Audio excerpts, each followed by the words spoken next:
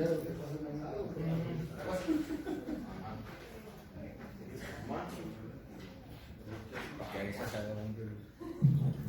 chicos, ¿qué tal? Buen día. Bienvenidos a la sesión de seminario de los jueves. Y es un gusto para mí realmente presentarles a un amigo, compañero y doctor, biólogo, que va a platicarnos de algo muy interesante y más que nada va a motivarnos. Es una parte que es algo que le aplaudo a Norma que está haciendo. Digo, no tengan miedo, disfruten ahorita su carrera, disfrútenla en serio, vean la parte que les gusta, de ahí automáticamente sale su trabajo, sale lo que se van a dedicar. Entonces, les presento al doctor Luis González Villanueva. Es licenciado en Biología aquí por la Universidad Autónoma de Querétaro, generación 2001-2005, doctorado en Ciencias en la especialidad de Biotecnología de Plantas por el Centro de Investigación y Estudios Avanzados del IPN, el CINVESTAR, y un postdoctorado igual en el CINVESTAR de Irapuato. Es fundador y director del Laboratorio de Biología Molecular de Laboratorios Latido, director científico de Servicios Científicos Perité SAPI-SB, miembro del Sistema Nacional de Investigadores del INVERSE. Distinciones, voy a nombrar algunas, por ejemplo, el Premio de Innovación Tecnológica en Guanajuato 2018 en la categoría Innovación Tecnológica de Empresas MIPYME, certificaciones, prueba de aptitud con calificación perfecta en Colegio Americano de Patología CAP, dado pláticas, artículos publicados, desarrollos tecnológicos, 8 kits de detección de mutaciones por secuenciación tipo SANGE para cáncer de pulmón, colon, melanoma, mama, desarrollo de 4 pruebas de detección de mutaciones PCR en punto final con oligonucleótidos no convencionales de alta especificidad, también para cáncer, colon, pulmón, melanoma, y certificaciones, una prueba de aptitud de calificación perfecta por el Colegio Americano de Patólogos CAP. Chicos, con ustedes el doctor Luis González. Bienvenido, Luis. Gracias.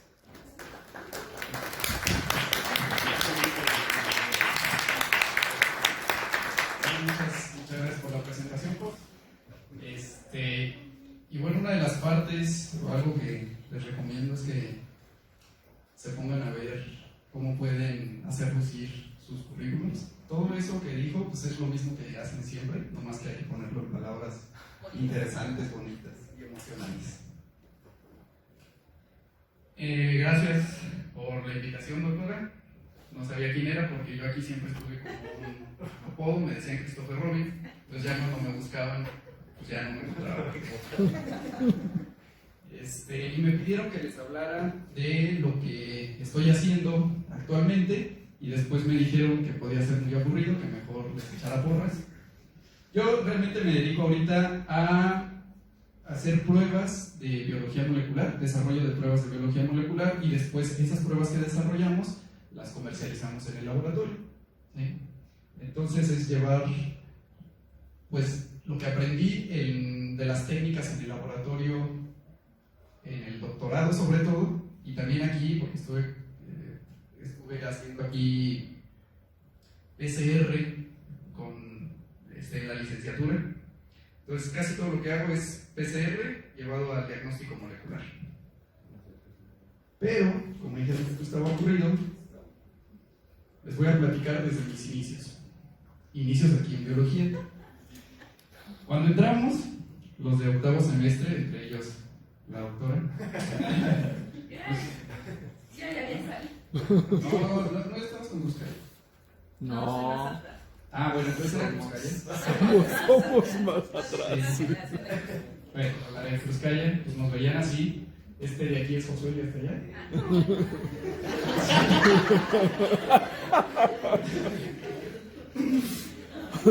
Y pues nos hacían los rubrats. Pero aquí teníamos a Josué, a Moisés, así nos veían los de octavo, pero los doctores nos veían Josué, Moisés, ¿no? Siempre tuvimos ahí problemas de identidad. Pero estos éramos realmente. Y ahí nos faltan 4. Eran generaciones muy chiquitas, creo que ahora sí ya son. La de ustedes fue la más chiquita porque fue la que se seleccionó así de manera muy minuciosa. Fue la más chiquita. Sí, no sirvió mucho esa selección, pero sí entramos pocos. Y aparte, entramos pocos y muchos se salieron. Ahí estábamos enfrente de la piedra filosofal. Ustedes tienen la ventaja de que ya casi se legaliza, entonces pueden hacer mejor uso de esa piedra. Así es como entramos y así es como salimos. Entonces ahorita me dijo la doctora Mainda que por qué venía disfrazado de ejecutivo. Y dije, bueno, pues me lo puse a propósito porque es con el mismo traje que salí. No necesitas otro traje, tampoco lo vas a poder comprar. Y luego me pidieron que hablara de por qué escogí biología. Realmente, como dice Josué, hay que ir disfrutando. Yo nunca pensé así, yo quiero ser biólogo de grande. Hay gente que sí ya lleva ese camino pues, más fácil, ¿no? Me acuerdo que cuando estaba en la preparatoria, mi servicio social fue en algo de salud. Yo quería aprender a inyectar y nos llevaron a una campaña de vacunación y lo único que me pusieron a hacer fue detener niños para que otros los inyectaran. Y un niño después ahí estaba retorciéndose y todo, y ya que se zafó me dijo, ¡gacho! Y entonces pues dije, no, yo no quiero, yo puedo ser cualquier cosa menos médico, no quiero saber nada del dolor, no quiero estar cerca de gente enferma, o sea, por el sufrimiento, no porque me fuera a infectar ni nada. Entonces, pues ya no sabía qué quería hacer yo. Hasta que un día mi mamá se le ocurrió decirle al director de mi secundaria que nos encontramos, le dijo, yo creo que él va a ser biólogo marino, porque se la pasa ahí viendo sus pescados en una pecera, como si eso fuera a ser biólogo marino. Pero me gustó la idea. Está bien, ¿no? Un día después llegó una muchacha al laboratorio, en un verano de la ciencia, al laboratorio de mi papá es investigador del CINVESTAR. Ella era bióloga, estaba estudiando biología, era una muchacha simpática, y me dijo, pues en lugar de estudiar biología marina, estudia biología y después ya te especializas en lo que quieras y así ya tienes un campo más amplio. Entonces ya, está padre. Entonces ya iba yo ella era de Colima, pues ya iba yo para Colima.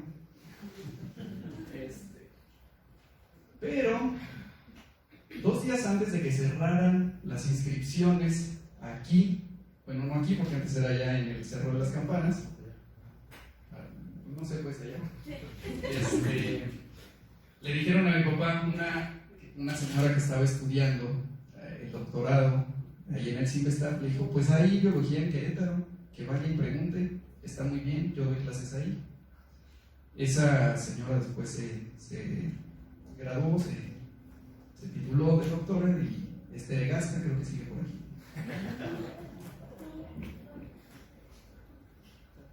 Se fijan, nada de eso es planeado. Entonces no hay así que se tiene una ruta crítica, ¿no? Después, ya entrando, aquí tuvimos un examen sorpresa, ya como a las 2 semanas, la doctora Tere Peña, que nos daba biología celular, nos dio un examen sorpresa y saqué como un 4.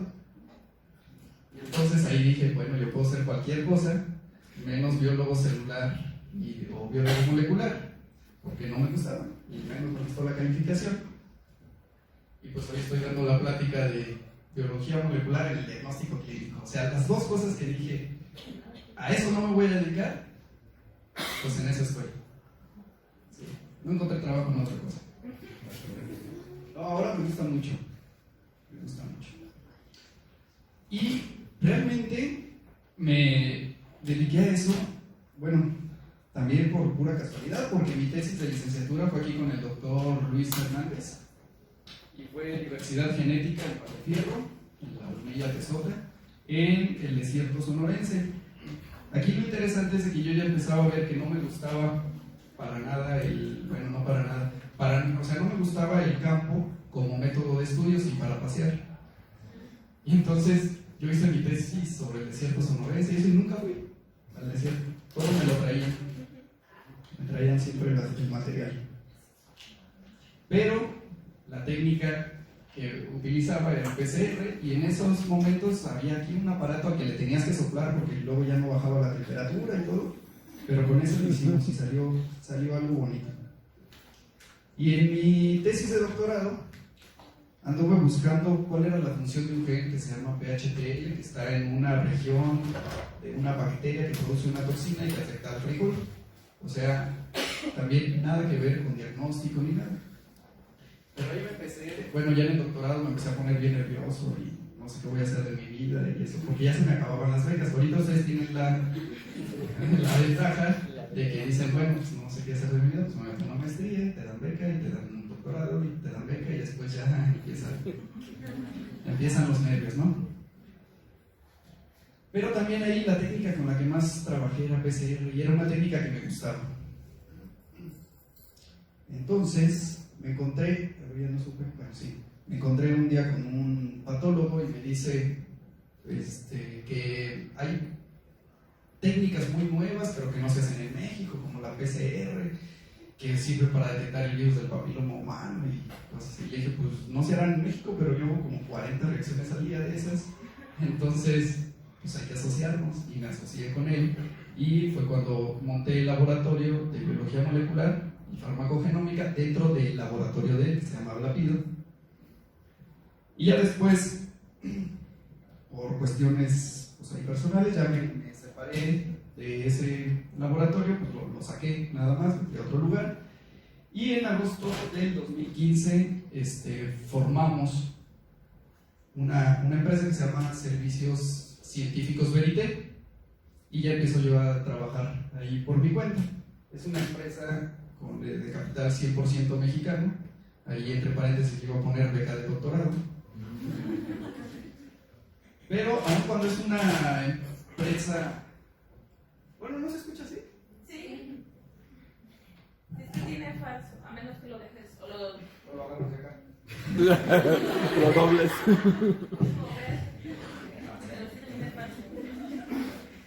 Entonces, bueno, aún cuando es una empresa joven, ya tenemos convenios con por ejemplo, con el centro, con el Simestar de Irapuato. No fue muy difícil porque yo salí de ahí y ya conocía a los doctores y empezamos a desarrollar nuestras propias pruebas diagnósticas. Esto tiene una ventaja, sobre todo en el costo. Las pruebas las teníamos que traer antes, bueno, no nosotros, pero quien las vendía las traía de Corea del Sur, de Canadá, de Estados Unidos, y son pruebas muy caras. Un kit para 40 pruebas te puede costar 140,000 pesos, ¿no? Entonces, o las vendes muy caras y nadie te las compra, o las vendes muy baratas y le pierdes. Entonces, nosotros empezamos a desarrollar nuestras propias pruebas. Y algunas de ellas, como se las queríamos vender a los laboratorios que venden los medicamentos, por ejemplo, para cáncer de colon y eso, pues nos pedían certificaciones que no hay en México, o sea, nadie te certifica aquí en el laboratorio de biología molecular. Y recurrimos al Colegio Americano de Patólogos de Estados Unidos.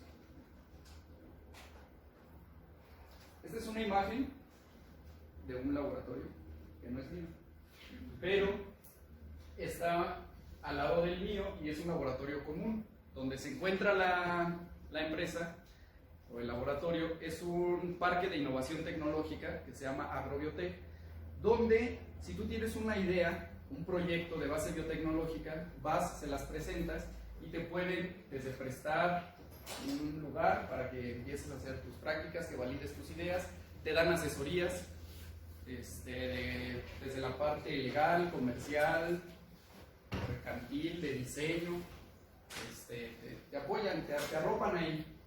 Y tienen, como al principio pues no vas a tener dinero, tienen un montón de equipos que son de uso común. Entonces ese de ahí es el laboratorio de uso común, y lo puse porque se ve padre. Ahora bien, les voy a hablar un poquito ahora sí ya de lo que estamos haciendo. Les voy a hablar de las últimas 4 pruebas que hemos desarrollado dentro del laboratorio. El laboratorio tiene dos partes, ¿no? Una que es investigación y desarrollo, que le voy a poner puro desarrollo porque nada más desarrollamos kits o pruebas de biología molecular, y el otro es en el que damos el servicio a los médicos y a los pacientes o laboratorios que nos envían, ellos le dicen preferenciado, los servicios, ¿no? Les voy a hablar de Veripap y Veritefem, que es sí es más o menos la misma prueba, es la genotipificación del virus del papiloma humano. El virus del papiloma humano es el agente causal del cáncer cervicouterino. Luego tenemos a Verité-Santé, es la detección de patógenos de transmisión sexual, infecciones de transmisión sexual. Veraz es una prueba que detecta mutaciones en genes KRAS y NRAS, que se llama BRAS, B de verité y RAS de los genes RAS, que es necesario hacer esta prueba en pacientes con cáncer de colon para que el oncólogo sepa cuál es el medicamento que le va a dar. El medicamento son medicamentos muy caros, andan como en 60,000 pesos al mes, pero eso no es la parte importante, sino que si le das el medicamento cuando tiene mutaciones en alguno de estos genes, el paciente solo va a tener los efectos secundarios del medicamento sin ninguna ventaja. Entonces lo único que pasa es que reduces la esperanza de vida del paciente. Son pruebas muy importantes, y cuando empezamos a hacerlas, esas por secuenciación Sanger, nadie las estaba haciendo todavía en México. Y Prever, esa es la última que hemos hecho, que es la detección de trisomías y la estamos haciendo por PCR digital. ¿Alguien ha escuchado hablar ¿ha escuchado hablar de PCR? Sí. ¿Y de PCR digital? El PCR digital es un aparato muy caro, muy nuevo, que te permite cuantificar de manera absoluta la cantidad de DNA o de transcritos de RNA, ¿sí? Lo pongo, es tan exacto, y hago aquí la mención de que es por PCR digital. Somos el único laboratorio ahorita que estamos ofreciendo ese servicio, justamente porque nos aliamos con el Simvestar de Irapuato. Ellos tenían el equipo y no lo sabían usar. Cuando lo intentaron usar, todos lo usaron, se echó a perder. Y después me dijeron a mí, sin decirme eso, que ya lo habían echado a perder, me dijeron, úsalo, sirve para cuestiones de diagnóstico. Y entonces me aventé un año haciendo ahí me metí ya de postdoc, y un año tratando de echar a andar ese equipo, hasta que les demostré a los de Biorrad que estaba mal el equipo. Nunca les dijeron que los habían echado a perder. Estaba fuera de garantía, pero de todas maneras nos hicieron favor y les pusieron y volvieron a poner uno nuevo. Y ahora sí ya lo empecé a usar, pero pues ahora yo soy el único que lo usa, soy el único que lo sabe usar, y ahora soy el encargado ahí de hacer PCR digital. Lo interesante de esto es de que es tan exacto que podemos detectar trisomías en bebés, en útero, pero detectándolas en sangre materna. Entonces ya no necesitan picar a los bebés, sino que directo en la sangre materna podemos darnos una idea de si hay alto riesgo o no de trisomías. Ahora bien, voy a hablar un poquito de cada uno, ¿no? Veripap y Veritefem son un sustituto del Papá Nicolau. El Papá Nicolau, no sé si tengan idea más o menos cuál es la sensibilidad que tiene. Digo, se me olvidó hablar del Papá Nicolau, se me olvidó hablar de PCR, que se tiene que hacer cada año. La sensibilidad es del 20% cuando les va mal. Y cuando está muy bien, o sea, cuando el patólogo anda de buenas y el psicotecnólogo están contentos, tiene un 60%. O sea, realmente tenemos un error tipo 1 o tipo 2. Lo aprendí con Aurelio. De un 40%, o en el mejor de los casos, un 40%, y en el peor, un 80%. ¿Por qué se tiene que hacer cada año? No porque la enfermedad sea muy rápida y a ver si te dio, sino porque se les van. Entonces, a ver si el siguiente año, ahora sí ya te lo captan. Esa es la razón de por qué el Papá Nicolau se hace cada año. Veripap está pensado para que los médicos ginecólogos tomen la muestra. Cuando el médico ginecólogo toma la muestra, como igualito que si fuera para un Papá Nicolau, la sensibilidad de la prueba es del 98%. O sea, tenemos un error tipo 1, tipo 2, del 2%, nada más. Comparado contra un 80% es mucho. Esa prueba se tiene que realizar cada 5 años, en lugar de cada año. Y Veritefem está pensado para que la mujer sola se tome la prueba. Aquí está el paquetito, si alguien gusta. Ella sola se toma la prueba, y entonces la sensibilidad baja al 95%. O sea, seguimos muy por encima del Papá Nicolau, y esa se tiene que realizar cada 3 años. ¿Sí? Lo que hace esta prueba es detectar justamente, el Papá Nicolau lo que hace es que detecta cuando ya el virus del papiloma humano ha causado estragos en las células, Y no todos los estragos son causados por virus del papiloma humano, y no todos los virus del papiloma humano que causan estragos aparte son causantes de cáncer, que es por lo que se hace el Papá Nicolau, para buscar cáncer. Nosotros en esta prueba detectamos los subtipos de alto riesgo oncogénico, solo los que van a dar cáncer, y que aparte se encuentran presentes en la población mexicana, porque no son los mismos que en Corea del Sur, en Canadá, en Estados Unidos, de donde comprábamos las pruebas. Entonces ahora nosotros desarrollamos uno justamente para México. En el caso de Veritefe, la muestra puede ser tomada por la paciente, por lo cual desarrollamos kits para que aquí viene todo lo necesario para que la paciente sola se tome la muestra. No, amigo, tú no has tomado. No, que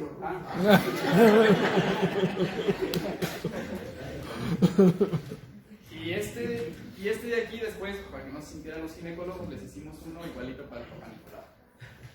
Pero ese no tiene instrucciones por fuera porque ellos ya saben, ¿no? Aparte, es una prueba que todavía es más cara que el Papá Nicolau, entonces muchas veces los ginecólogos no las envían cuando tienen sospechas de que ahí hay un virus del papiloma humano, y muchos de ellos son de bajo riesgo oncogénico, que no se detectaban con las pruebas. Nosotros generamos unos oligonucleótidos nuevos que detectaran los virus de bajo riesgo oncogénico. Los probamos todos y vimos que si mezclábamos dos de ellos, era mucho mejor la cantidad de virus que podíamos detectar, y entonces, como les digo, hay que a hablar bonito, le pusimos un sistema de detección primaria. Que es, unimos dos pruebas y ya. Los subtipos que están aquí en la población mexicana y que son los que detecta son el 39, el 58, el 16, que es el más oncogénico de todos, 45, 52, 31, el 18, que es el segundo más oncogénico de todos, entre el 16 y el 18 es el 70%, y luego el 33 y el 56, esos son de alto riesgo oncogénico. El que produce las verrugas genitales o acá en el pescuezo, todos lados, estoy hablando de medicina, es el 6 y el 11, entonces también decidimos meterlo en la prueba y también lo que notificamos, pero es el único de bajo riesgo oncogénico. Es más, eso fue más para darle gusto a los ginecólogos. Ahora bien, ¿por qué es importante hacer esta prueba? Pues el cáncer cervicouterino es causado por el VPH. Sin VPH no va a haber cáncer cervicouterino, a menos que sea una fuente radioactiva o algo así.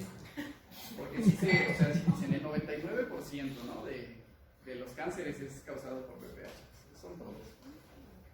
Y es un problema de salud pública en México, ¿no? Es la segunda causa, el cáncer cervicouterino es la segunda causa de muerte por cáncer en las mujeres. Y cuando les preguntas a las mujeres por qué no se hacen el Papá Nicolau, esta no les preguntamos por qué no te haces la prueba de VPH, porque no se conocía, pero por qué no te haces la prueba de Papá Nicolau, y resultó que pues el 90% de las que no se lo había hecho no tenían tiempo, ¿no? Y ya que seguíamos haciendo una encuesta, el no tenía tiempo es porque me da pena, ¿no? Y entonces como me da pena o es incómodo, no me doy el tiempo y no voy a ir. Entonces hay que hacer algo para que ellas se puedan tomar sola la muestra y tengan tiempo. Y entonces fue cuando desarrollamos ese kit de autotoma vaginal.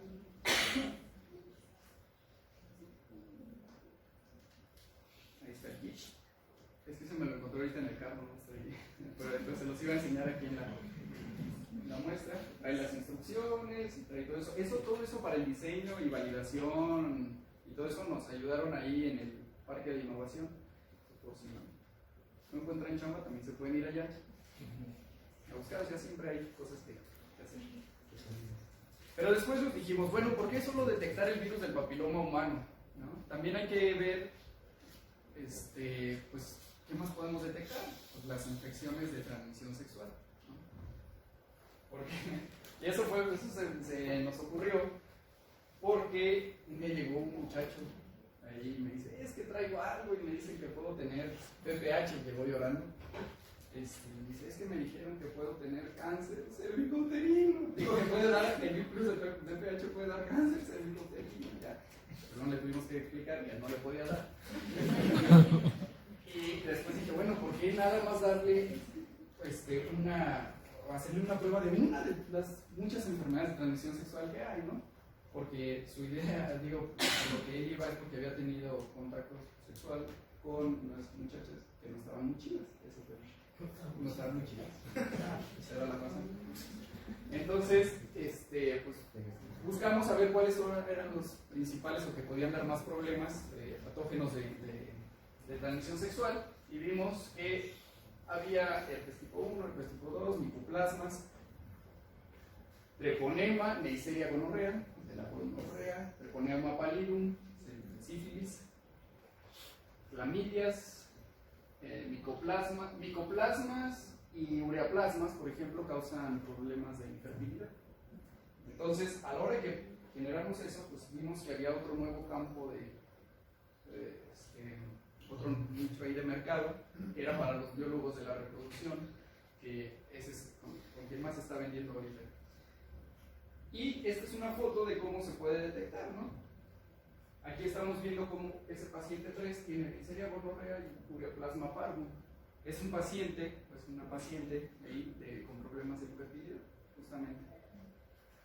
Entonces está sirviendo mucho para ese campo que no fue diseñado para eso, pero yo creo que ahorita donde más lo estamos vendiendo. ¿Y por qué es importante? Porque el 30% de los mexicanos, esta plática, algo similar la di hace unos días y dije, hemos tenido enfermedades y me regañaron. Han tenido enfermedades de transmisión sexual. Y la OMS estima que hay 1 millón de contagios al día. Sí, al día. Entonces, el problema de esto es que muchas no producen enfermedad rápido, entonces se alcanza a diseminar antes de que generen síntomas. ¿Sí? Y cuando van, muchas de ellas escapan al diagnóstico clínico porque tienen características, algunas de ellas muy similares, características clínicas, algunas de ellas son mortales, como el VIH, otras, el VIH lo tenemos en otra prueba, no junto con este panel, pero otras crean daños como infertilidad o daños en órganos y tejidos como la sífilis. Y les digo, y muchas de ellas, yo no sabía, pero muchas de ellas pueden no tener un cuadro clínico. Por ejemplo, el gonorrea esa fue un hallazgo importante porque no tenía ningún síntoma la paciente. Y estas dos fueron de las últimas que generamos porque realmente al principio estábamos muy enfocados con cuestiones de cáncer, búsqueda de mutaciones en pacientes con cáncer. Al principio lo que utilizábamos era secuenciación tipo Sanger para detectar las mutaciones, que es el gold estándar para buscar cambios en el ADN, pero eso, cuando es caro el aparato, entonces no teníamos el secuenciador, lo teníamos que mandar aquí interno de México en el Simvestar, no estaba muy buena la calidad. Luego lo hacíamos en Cuernavaca y nos tardaron. Nosotros tenemos secuenciador. No está aquí, está en Campos Aeropuerto. Pues tenemos secuenciador. Sí, pero ya no lo uso. Ah.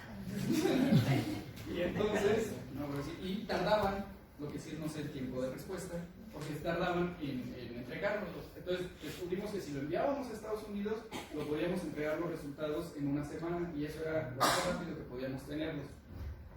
El Colegio Americano de Patólogos dice que lo recomendable es que lo tengas en una semana, eso es así como lo máximo, ¿no? Entonces podíamos tenerlo en una semana, pero de todas maneras queríamos hacerlo más rápido y diseñamos para eso una prueba de detección de mutaciones diseñando oligonucleótidos específicos con unos nucleótidos no convencionales, no era ni adenina, ni timina, ni guanina, ni citosina, y que eso le daba todavía mucho mayor especificidad, ¿no? a la prueba. Esa prueba redujo el tiempo de entrega de una semana, que era lo que hacíamos, a 24 horas.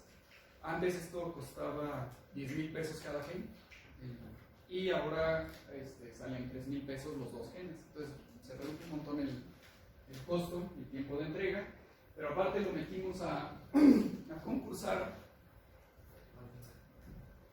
Siempre sí.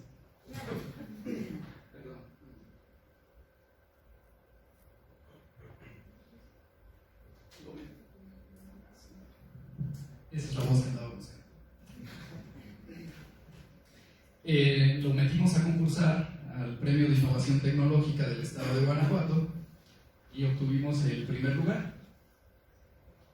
Ese soy yo, ese es el exgobernador. El de al lado no sé. Es el exgobernador de Guanajuato que nos entregó el premio. Y así es como lo vemos ahora. Casi todas las pruebas utilizo mi ADN para no tener que andar pidiendo consentimientos informados. Entonces mi control negativo eran células de mi boca esperando no encontrar cáncer de colon ahí. Y efectivamente nada más está ahí la banda. Digo, lo voy a platicar así porque sí saben usar PCR y hacer geles de... ¿verdad? Eso es un gel. Y entonces se ve la banda ahí donde dice white type. Es mi control positivo y el gen silvestre. Después teníamos ahí ya pacientes, fragmentos de pacientes que ellos nos dieron permiso de utilizarlo para esto, y vimos que aparte del control positivo teníamos una línea en la posición 35 del gen Carras. Cuando lo quisimos corroborar por sangre, efectivamente en la posición 35 teníamos un cambio de una guanina por una adenina, y en el paciente 2 teníamos también, ¿no?, un cambio de una guanina por una timina, y es la rayita que se ve hasta acá, aparte de nuestro control positivo. Bueno, pues esta fue la prueba que nos hizo ganarnos ese premio y conocer al gobernador. Le pusimos veraz por el juego de palabras, ya les había dicho verité y los genes Carras y RRAS. Hicimos uno similar también para un gen que se llama BRAF, para melanoma. Aquí estuvo interesante porque desarrollé la técnica, y ya que tenía la técnica para detectar la mutación en el gen BRAF, nos dimos cuenta que no existían medicamentos para eso, entonces pues nunca se vendió. Como al año ya sacaron Novartis, sacó un medicamento y ya se empezó a utilizar esa técnica, pero sí nos sirvió también para verlo. Hola, soy Luis González. Es que él fue el que me bautizó.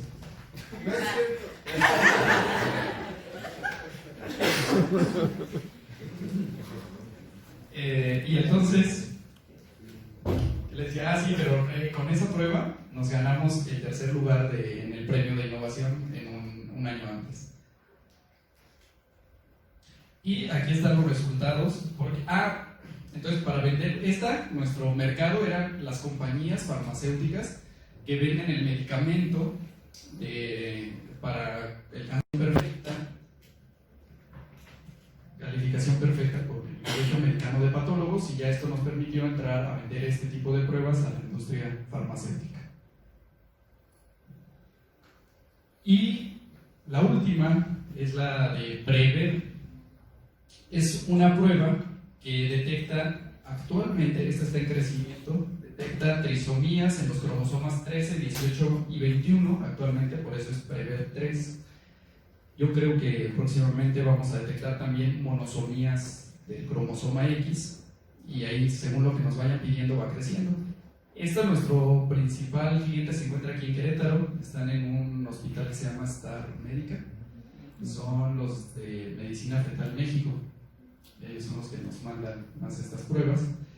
Y esta prueba la hacemos por medio de PCR digital, como les digo, en colaboración con el CIMESTAR, porque ellos tienen el aparato y nos lo prestan, y nosotros les damos el servicio a ellos cuando lo requieren. Y somos los únicos en México que estamos dando este servicio, y somos los únicos en México que podemos detectar trisomías del bebé, del feto, en sangre materna. Es lo que los médicos le llaman DNA fetal libre. Pero también lo podemos detectar en líquido amniótico, que esa ya sería una prueba confirmatoria. La de sangre materna es un screening, la de líquido amniótico ya es una prueba confirmatoria, o en células bucales si ya el bebé nació. Entonces, ni siquiera es una prueba muy invasiva, ni siquiera le tenemos que sacar sangre al bebé. Lo importante de aquí, aparte de que es una prueba no invasiva, es de que la entrega de resultados pasó a 24 horas, y antes, los cariotipos, cuando son muy rápidos, son de 10 a 15 días, y si no hay el número suficiente de células, se vuelve a repetir o tarda más, ¿no? Aquí, por ejemplo, nosotros estamos detectando el que está en verde, el que dice 9.3, es nuestro control, es un gen del cromosoma 1, y el de 13.5 es un gen que se encuentra en el cromosoma 21. Entonces aquí estamos detectando una trisomía 21, ¿sí? La relación es 3:2. Yo, para no andar dividiendo, mejor multiplico 9 por 3, 27, y el otro por 2, y también me da 27, entonces sí es una trisomía. Bueno, ya por último, a manera de comercial, esas no son las únicas pruebas que hemos desarrollado. Hemos desarrollado ya por medio de PCR digital cuantificación de un montón de virus y bacterias, no les voy a decir cuáles, detección de trisomías en sangre materna de los 13, 18 y 21, próximamente también monosomía del X, el síndrome de DiGeorge, de lesión del 22q11,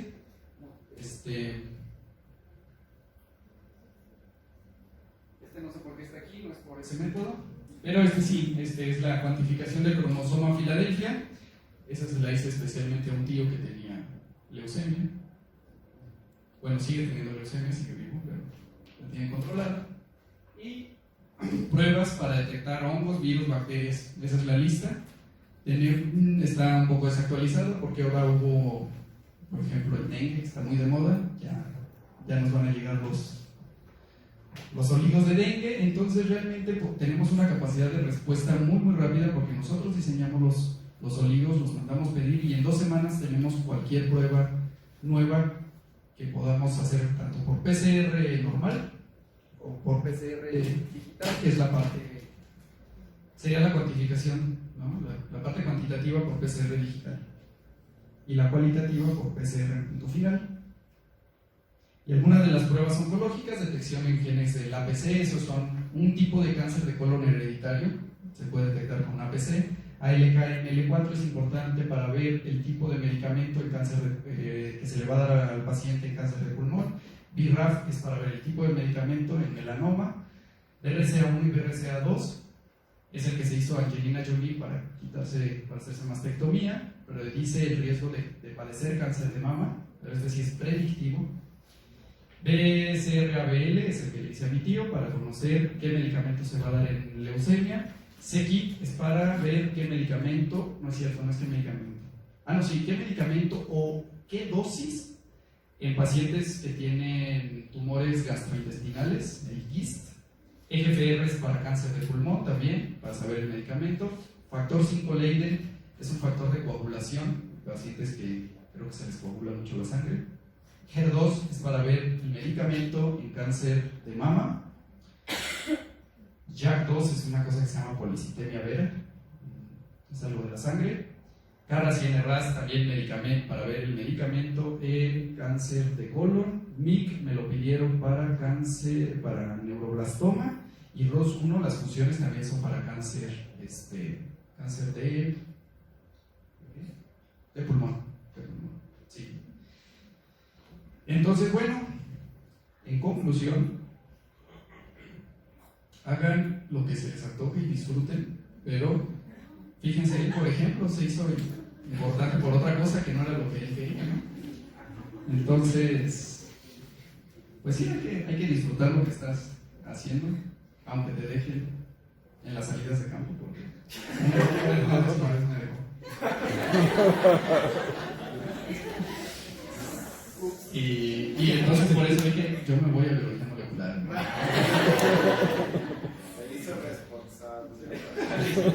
Pero lo disfruto mucho. Pues bueno, muchas gracias.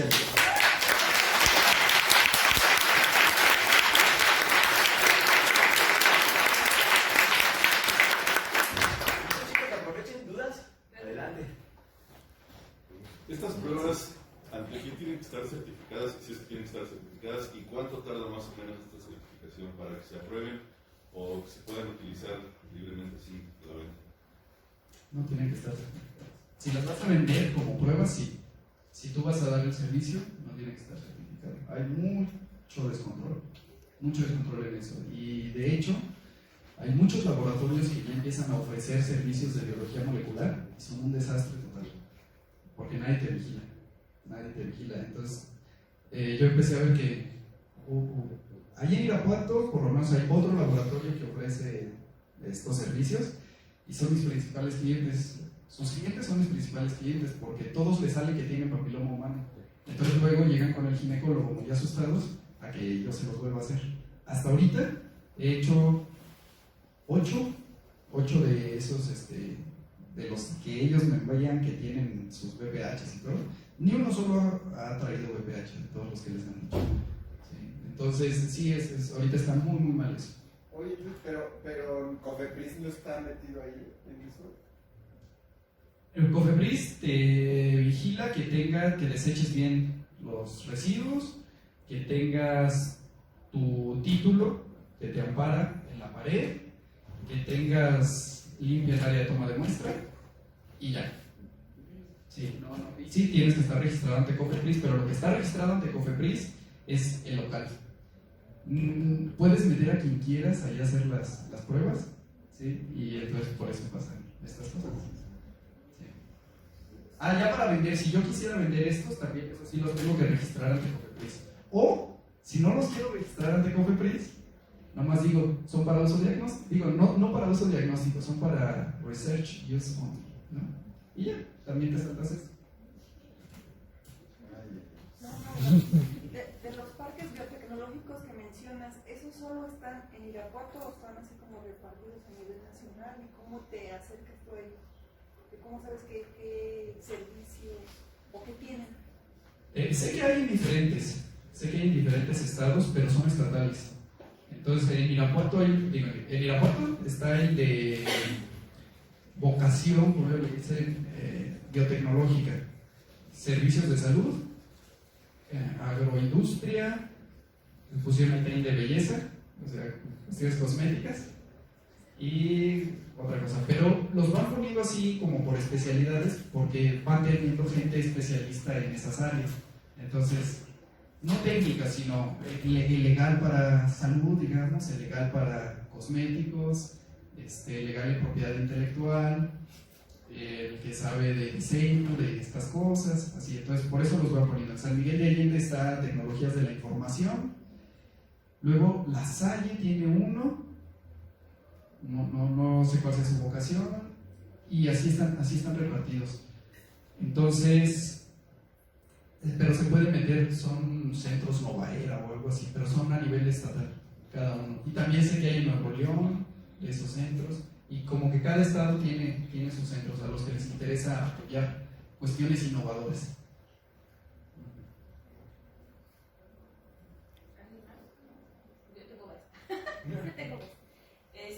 Ahorita de la lista que vi, de las distintas pruebas, por lo menos vi dos que pueden ser de la anterior, varias de ahí son especies o que tienen riesgos o no. Tú puedes decir, lo puedes tener en fauna silvestre, lo puedes tener en seres humanos. Hasta ahorita estás trabajando nada más en seres humanos, no has pensado en desarrollar pruebas o son pruebas generales para cualquier ser vivo. Son pruebas generales, sí, porque aquí lo que estamos detectando, bueno, en algunos, mira, si te fijas aquí hay uno que se llama parvovirus, sí, parvovirus B19, pero es el B19, no es el que le da a los perros, ese le da a los humanos. No, de hecho, lo que me interesa es el de abajo, el toxoplasma y leptospira. Exactamente, no, eso sí, mientras sea la misma cepa que la misma especie, se detecta, pero tuberculosis, por ejemplo, también. Entonces sí las hemos hecho. Yo una vez, así eso como anécdota, íbamos a hacer chongos, entonces busqué quién nos podía vender leche bronca, ya nos consiguieron leche bronca y todo, y le dije a mi esposa, espérame, dame, ya le saqué tantito de ahí, y le busqué Brucela, y le busqué tuberculosis, y tenía de las dos. Entonces ya en los chongos mejor hice cajeta y me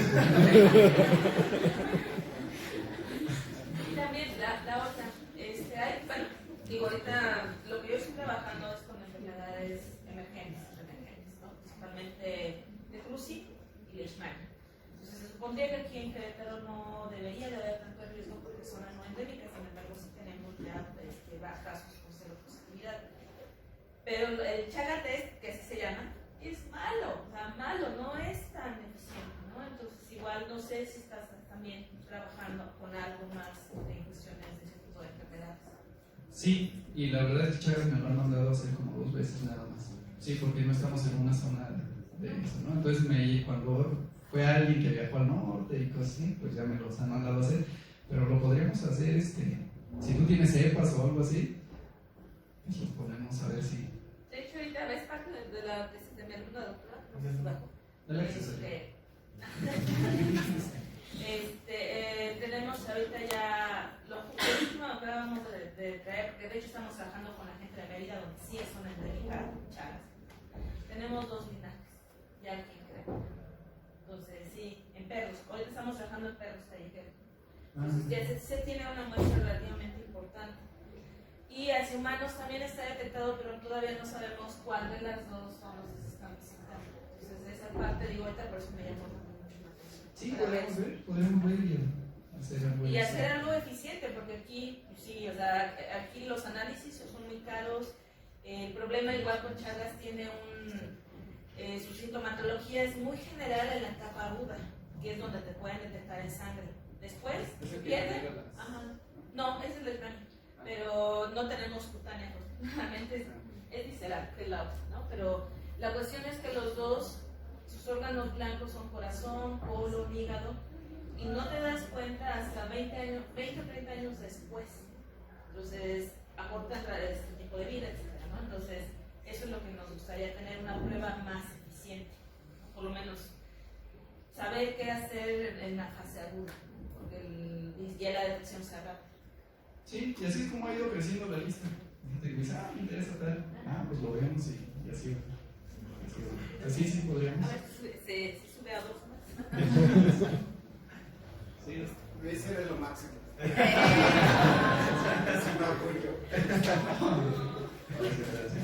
fue mi director de tesis.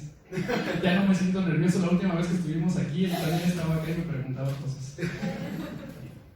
Aquí fue donde me titulé y fue con este traje, por eso me lo traje.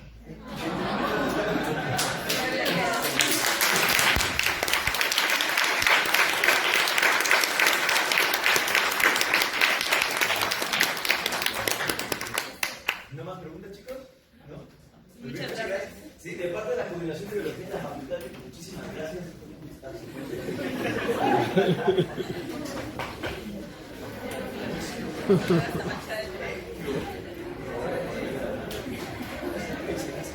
Sí, pero tienen que estar certificados. Y en México pues nadie te certificaba nada.